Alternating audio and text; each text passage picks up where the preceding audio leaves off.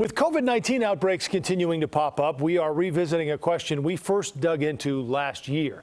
Is your negative COVID-19 test really negative? The CBS 2 investigators exposed complaints against a West Suburban medical lab accused of giving false results.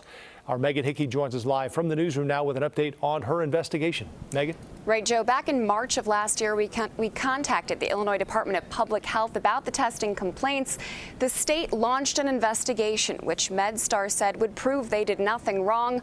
But we just learned that the probe found that the lab did not meet federal requirements. We spoke to two COVID-19 testing site employees who said they were concerned about suspicious negatives coming out of the Hillside lab MedStar that processed their tests. Then I started just testing the theory myself by sending positive COVID swabs.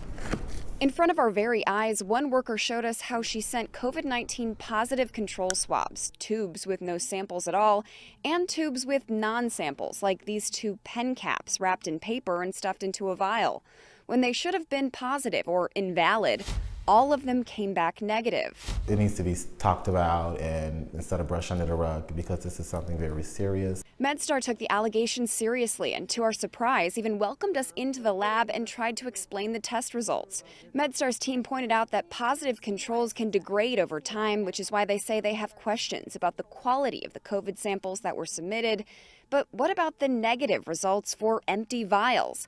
MedStar couldn't give us any explanation for that. She just put a name on it, and we got a negative. Even no swab? No swab. She did that twice, and we got negatives. And you can see how that's concerning, because then, you know, let's say I'm going on a trip and I want a negative test. Couldn't I just submit a vial? But it's not possible. You shouldn't. You shouldn't be able to.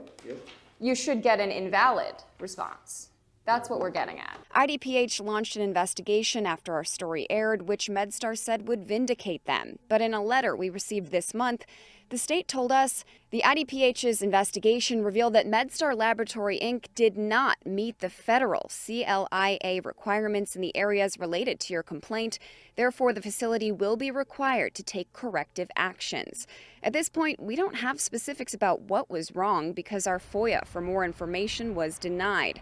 But when we asked MedStar for a comment on the problem and what the company is doing to correct it, that question was completely ignored. A spokesperson called us out for our advocacy journalism and touted their recent accreditation. Quote, since CBS 2 evaluation of the different requirements that they have, we will keep pushing for answers. The company was founded in 1974, provides a vast array of extensive diagnostic testing across the Chicago metropolitan area, Wisconsin, and Indiana. In the newsroom, Megan Hickey, CBS 2 Investigators. Megan, thank you.